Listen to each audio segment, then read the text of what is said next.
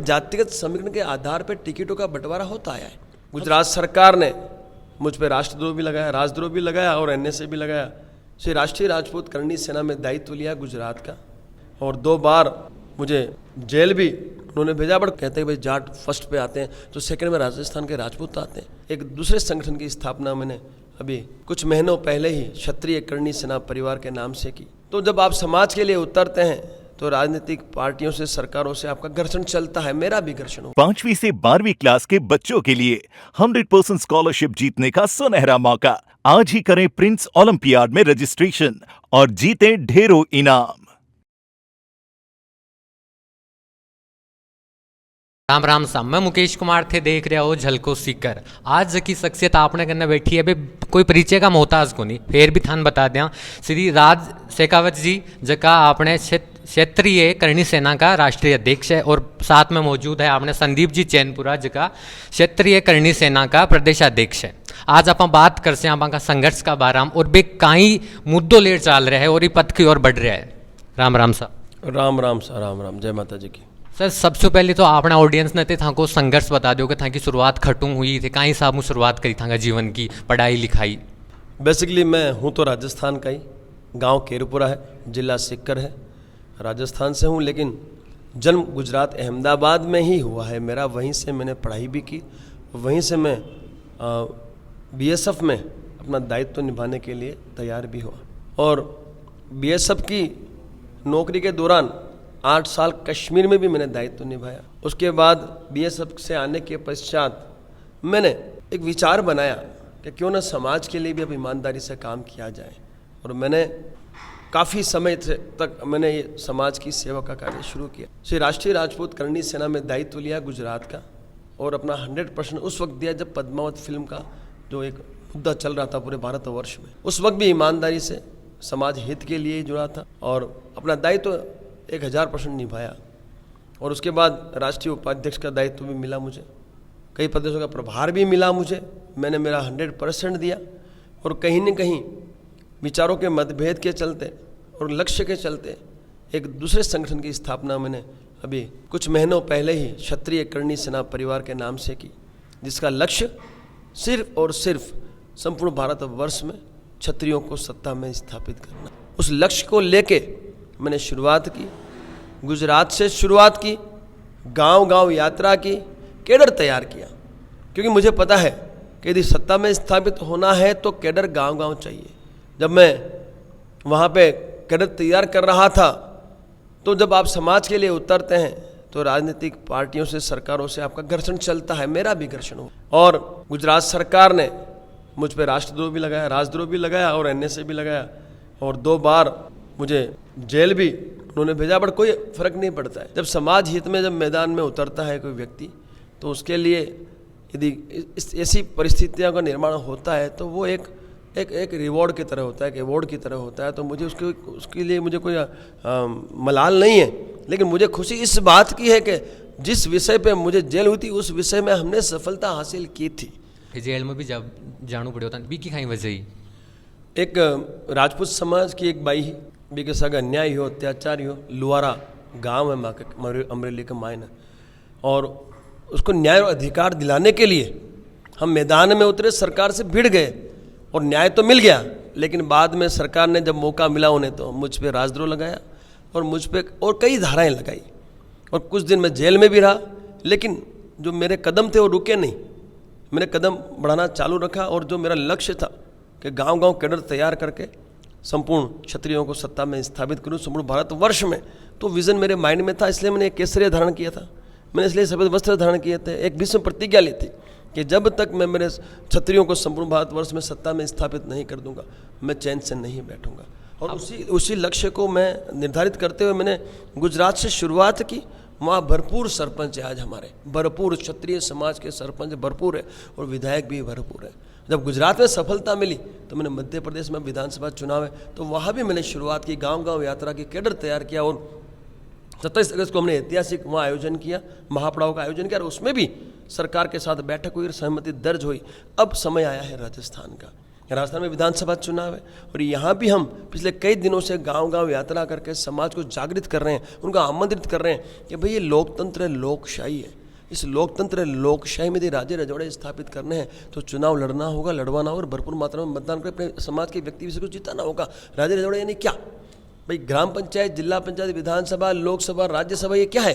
ये आपके राजे रजवाड़े हैं। इनको पाने के लिए आपको युद्ध नहीं लड़ना है, आपको सिंपल चुनाव लड़ना है। तो ये एक जागृत का जो एक अभियान था वो मैंने गांव-गांव फैलाया, क्योंकि मेरा लक्ष्य तो सिर्फ एक ही है, सत्ता में भागीदारी, और उसी लिए मैं मैदान में उतरा हूँ। और आगे आने वाले समय में इस भारतवर्ष में जहाँ जहाँ विधानसभा चुनाव होंगे, लोकल बॉडी के चुनाव होंगे, वहाँ वहाँ क्षत्रिय करणी सेना परिवार अपने सभी पदाधिकारियों को साथ लेके और सत्ता में भागीदारी के लिए मैदान में उतरेगी। हम तो यही कह रहे हैं कि भाई चाहे ओबीसी का लाभ देता हो मेरा समाज हो, चाहे हमारा रावणा राजपूत हो, चाहे हमारा सामान्य राजपूत हो, जहाँ जहाँ हमारी भरपूर संख्या है वहाँ वहाँ हमें आप टिकट दें। हम कैडर तैयार कर चुके हैं भाई। जातिगत समीकरण के आधार पर टिकटों का बंटवारा होता आया है, हम सब जानते हैं। और ये तो छोड़ो, संविधान में भी जातिगत समीकरण का प्रावधान है भाई। ये जो रिजर्व सीटें हैं अनुसूचित जाति जनजाति के, वो क्या है? जातिगत समीकरण ही है। जब संविधान भी जातिगत समीकरण के आधार पर रिजर्वेशन दे सकता है, उसके बाद राष्ट्रीय राजनीतिक पार्टियों ने उसको फॉलो करते हुए जातिगत समीकरण के आधार पर टिकटों का बंटवारा उन जातियों का जिनका संगठन मजबूत था, जिनका कैडर था। तो इस बार हम लोगों ने भी, समस्त क्षत्रियों ने भी कैडर तैयार गांव-गांव किया है। आपने देखा बीते सालों बड़े बड़े आयोजन क्षत्रिय समाज ने की, कैसे हुए? कैडर था तभी तो हुआ। तो जब हमने भी कैडर तैयार किया है तो अब इन राष्ट्रीय राजनीतिक पार्टियों को हमें हमारे सत्ता में भागीदारी देने के लिए सोचना होगा। और इसीलिए हमने 75 विधानसभा टिकटों की मांग राजस्थान में हमारे समाज के लिए की है। और इन मांगों को लेके ही हम महापड़ाव करने जा रहे हैं। 8 अक्टूबर 2023 को विद्याधर स्टेडियम में जयपुर राजस्थान में 12:15 बजे से हमारा एक महापड़ाव का आयोजन है। उसमें जो मुख्य हमारी मांग है वो है राजस्थान में क्षत्रियों को सत्ता में ज़्यादा से ज़्यादा भागीदारी सुनिश्चित कराना, क्षत्रिय कल्याण का गठन करना। ऐसी कई सूत्रीय मांगों को लेकर हम उस दिन मैदान में उतर रहे हैं। राष्ट्रीय मांगे भी है, प्रादेशिक मांगे भी हैं। तो हमने जो सुनिश्चित किया है, जो विज़न बनाया है, जो लक्ष्य हासिल करने के लिए हमने एक रणनीति बनाई, उसके तहत हम गाँव-गाँव यात्रा भी कर रहे हैं। तो हम हमारे लक्ष्य को पाने के लिए 8 अक्टूबर को हम मैदान में भी उतर रहे हैं और उस दिन हम इन मांगों पे सहमति दर्ज करवा के मैदान भी छोड़ेंगे।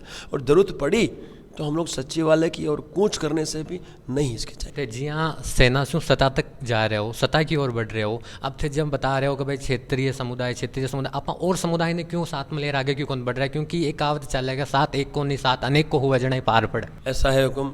राष्ट्रीय राजनीतिक पार्टियाँ टिकटें कब देती है? जब आपका कैडर होता है, जब आपका संगठन होता है। आप सोचिए कि भाई राजपूत जो है, क्षत्रिय इस राजस्थान का सेकंड लार्जेस्ट जाति है। जिस तरह से कहते हैं भाई जाट फर्स्ट पे आते हैं तो सेकंड में राजस्थान के राजपूत आते हैं, तो फिर उनकी उपेक्षा क्यों होती है? तो हमारा कंसर्न सीधा सीधा है कि जातिगत समीकरण के आधार पर टिकटें बट रही है, तो ये तो राजनीतिक पार्टियों से आपको पूछना चाहिए कि भाई आपने ये समीकरण क्यों तैयार किया। तो जब उन्होंने किया तो हमें तो उसे फॉलो करना ही पड़ा, क्योंकि हम भी सत्ता में आना चाहते हैं, हम भी जनता की सेवा करना चाहते हैं। भाई सत्ता में क्यों आना चाहते हैं? हम चाहते हैं हमारा छात्र धर्म निभाए, हम जनता की सेवा करें, हम जनता के लिए काम करें, हम जनता के लिए न्याय अधिकार की बात करें। तो आप क्षेत्रीय समुदाय की बात कर रहे हैं, जहाँ जनता में तो सारा समुदाय आ जाए, फिर तो लोग आ कैसे ना कि भाई ये क्षेत्रीय समुदाय की ओर बढ़ रहा है, बाकी खातर बात कर रहा है, तो ये जनता की सेवा न करे, सिर्फ क्षेत्रीय समुदाय की सेवा कर सी। अभी तो इतिहास गवाह है, अखंड भारत के निर्माण से पहले राजे रजवाड़े क्षत्रियों के पास ही थे। क्या उन्होंने जनता की सेवा नहीं की? क्या उन्होंने तो परिवार बलिदान कर दिए साहब। अपने परिवारों को बलिदान करके भी भारतवर्ष की जनता की उन्होंने रक्षा की है, सेवा की है। लेकिन लोकतंत्र आने पे जो उपेक्षा हमारी हुई है, अब उपेक्षा वो बर्दाश्त हम नहीं करना चाहते। सिंपल लॉजिक है साहब, आज जाटों को प्रभुत्व इतना क्यों मिला? हमने उनसे सीखा, हम उनकी ईर्ष्या नहीं करते, मैं कभी नहीं करता। गुजरात में पटेलों ने भी बहुत कुछ पाया, कैसे पाया? उनकी एकता थी, संगठन था और वो संगठित थे। तो वही जो काम उन्होंने किया वही हम लोगों ने कर दिया। तो अब जब हमने किया है तो हम भी ये आशा रखते हैं कि ये राष्ट्रीय जो पार्टियां हैं वो हमारे समाज को ज़्यादा से ज़्यादा सत्ता में भागीदारी सुनिश्चित करें। तो कुछ गलत तो है नहीं। वो भी जाट समाज के जो नेता हैं, क्या वो जनता की सेवा नहीं करते? वो भी करते हैं। तो अब जाति के आधार पर टिकटें सब मांग चुके हैं और मांग भी रहे और आगे लोगों ने लाभ भी ले आए। तो हमने सोचा कि अब हम भी मैदान में उतरे और हमने भी यही प्लानिंग किया और हमने भी जाति समिति स्थापित कर दिया। तो इसका लाभ समाज को मिले और इसका लाभ जनता को भी मिले और न्याय अधिकार को लेकर हमने जो बलिदान दिया शायद किसी ने आज तक दिया नहीं होगा।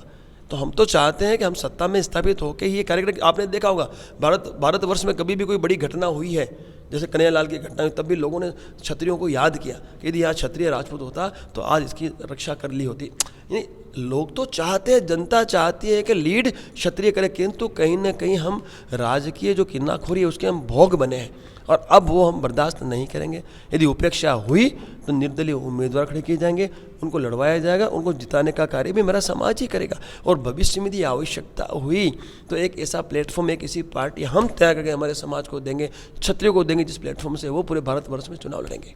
तो थे बता रहे हो कि भाई कम से कम 75 कैंडिडेट यहाँ का है, मतलब 75 विधानसभा यहाँ की है, जठे ते प्रबल दावेदार हो क्षेत्रीय समाज की ओर से, तो ते कौन सी पार्टी को टिकट की मांग करो?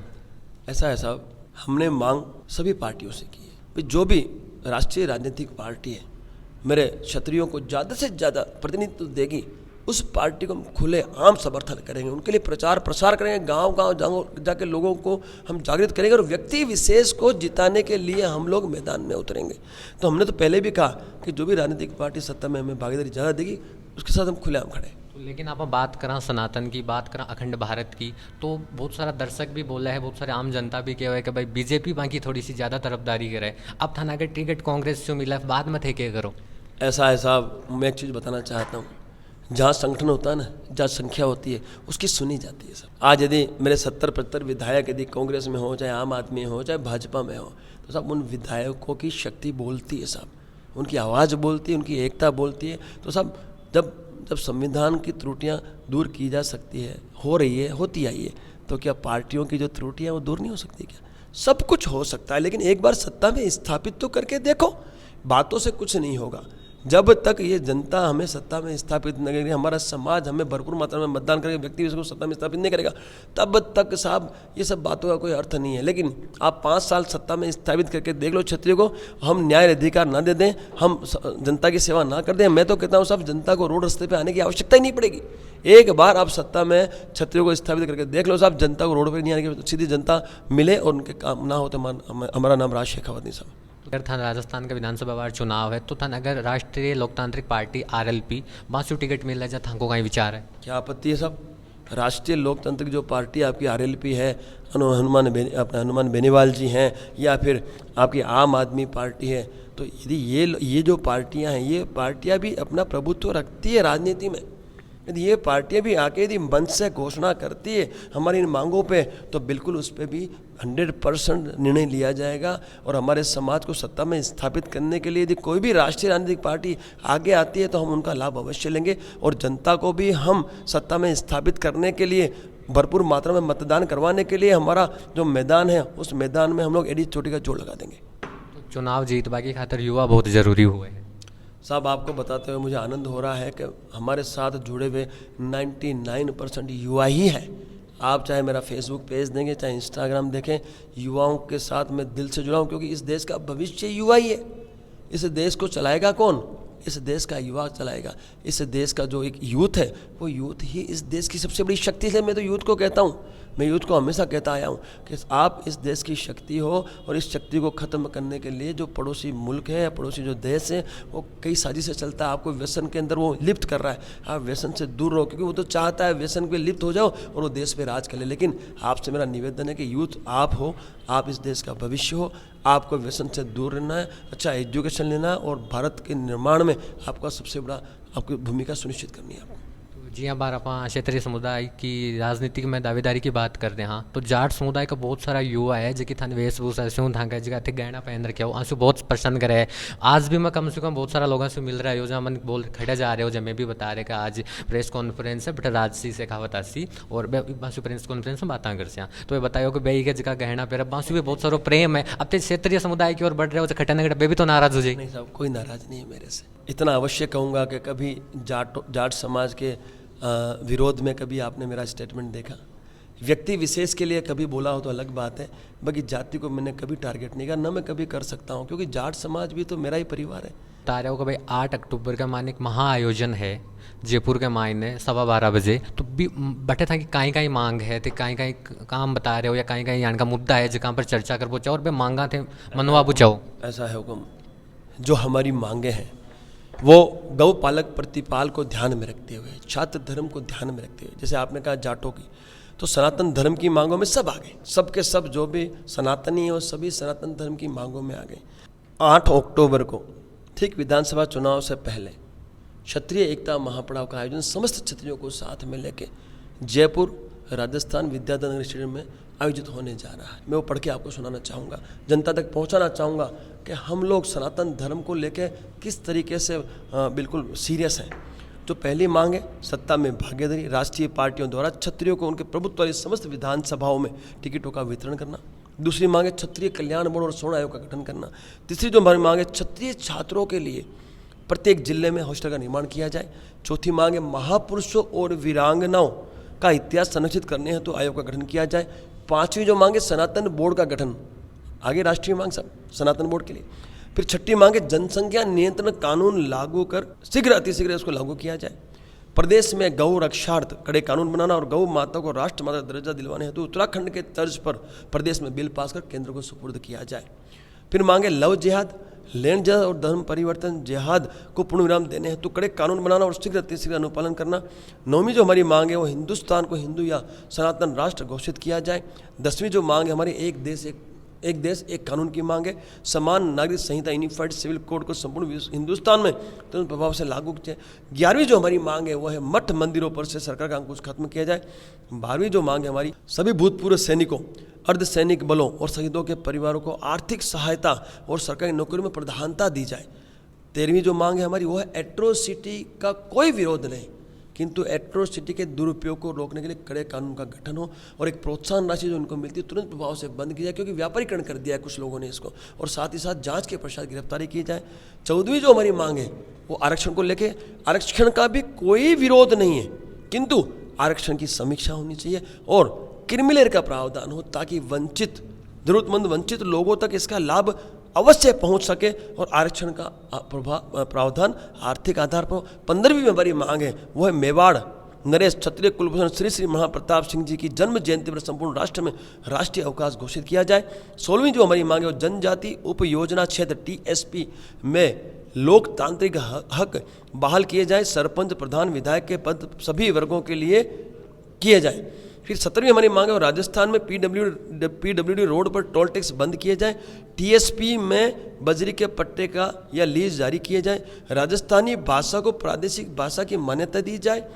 फिर है पत्रकारों की मानदेय सम्मान निधि योजना को राज्य कर्मचारियों की तरह पेंशन योजना लागू की जाए। 1947 आज़ादी से 1961 के बीच रिजर्वेशन सीटों पर सामान्य वर्ग चुनाव लड़ सकता था। यह कानून तात्कालिक सरकार द्वारा 1961 में बंद किया गया, इसे पुनः लागू किया जाए। माउंट आबू के मूल निवासी लोगों की निजी संपत्ति पर कंस्ट्रक्शन को लेकर सरकार द्वारा पारित किए हुए अध्यादेश की विसंगतियां तुरंत प्रभाव से दूर की जाए। 23वीं मांग है EWS आरक्षण को पंचायती राज नगर निगम एवं नगर निकाय के चुनाव में भी लागू किया जाए व आयु सीमा में छूट दी जाए। 24वीं जो हमारी मांग है अनुसूचित जाति और जनजाति आरक्षण के तर्ज पर EWS आरक्षण में भी केंद्रीय और राज्य स्तर पर सामान्य वर्ग के वंचित लोगों को लाभान्वित किया जाए। 25वीं जो हमारी मांग है सोजत रोड के प्रकरण संख्या 116/2002 में एक वयोवृद्ध स्वर्गीय गंगा देवी भील की निर्मम हत्या हुई थी। पीड़ित परिवार द्वारा पैरवी पर आरोपियों के विरुद्ध पुनः अनुसंधान का प्रार्थना पत्र प्रस्तुत किया गया और माननीय न्यायालय द्वारा गंभीरता से संज्ञान लिया गया। परिवार को शीघ्र अतिशीघ्र न्याय दिलवाया जाए। और 26वीं जो हमारी मांग है वो सुजानगढ़ को जिला घोषित किया जाए। ये 26 सूत्री मांगों को लेकर हम लोग उस दिन 3 बजे तक का अल्टीमेटम इन राष्ट्रीय राजनीतिक पार्टी और सरकार को देने जा रहे हैं। 3 बजे तक उनका प्रतिनिधिमंडल आके हमारी मांगों पर सहमति दर्ज करता है, बैठ के चर्चा करता है, तो बिल्कुल हम उस कार्यक्रम को वहाँ समाप्त करेंगे। अन्यथा ये सारी जो भीड़ वहाँ इकट्ठा होगी उनको लेके हम सचिवालय की ओर कूच करेंगे और हमारी मांगों को मनवा कर ही हम मैदान छोड़ेंगे। हम किसी को मांग पत्र देंगे नहीं, हम बैठ के उस पर चर्चा करेंगे और यदि हमारी मांगों पे सहमति होगी तो ही हम मैदान छोड़ेंगे, बाकी मैदान हम नहीं छोड़ेंगे। जी हाँ, आपने दर्शकों वीडियो देख सी भी बात कैसी कि भाई राज शेखावत जी या अपनी की करनी क्षेत्रीय करनी सेना है पिछला 6 महीना से क्यों सक्रिय है, जबकि 2 साल 3 साल से भी तो सक्रिय हो सके। मैं आपको बताता हूँ, क्षत्रिय करणी सेना परिवार है, उसका जो लक्ष्य है वो सत्ता में संपूर्ण भारतवर्ष में क्षत्रियों की भागीदारी को लेके है। ये इसका जो गठन है उसी के लिए हुआ है। उससे पहले जिस करणी सेना में मैं था तो उनके एजेंडे अलग थे, उनके विज़न अलग थे, उनका मिशन अलग था और उन मिशनों पे हमने काम किया। लेकिन जब मुझे लगा कि शक्ति तो सत्ता में, जड़ तो वही है जहाँ से पूरा देश चलता है, तो मैंने अपना ये संगठन तैयार किया और उसका जो लक्ष्य था वो एक ही लक्ष्य रखा कि संपूर्ण भारतवर्ष में क्षत्रियों को सत्ता में स्थापित करके अब देश की जनता की सेवा क्षत्रिय करेगा। अच्छा, तो मतलब आज की आपने क्षेत्रीय करणी सेना इको गठन जनवरी 2023 के लगभग हुई हो? नहीं, इसका गठन हुआ है ये फरवरी इस साल फरवरी में ही इसका गठन हुआ है। लेकिन मैं सक्रिय जो मेरी भागीदारी है करणी सेना के प्लेटफॉर्म पे वो 2017 से जब पद्मावत फिल्म का जो एपिसोड चला तब से मैं इस करणी सेना से जुड़ा हूँ। राम राम साहब, मैं मुकेश कुमार थे, देख रहे हो झलको सीकर। जय राजस्थान, जय हिंद। इस प्रकार का और वीडियो देखवाई खातिर चैनल ने सब्सक्राइब कर दो। शुक्रिया, मिलते हैं अगले वीडियो में।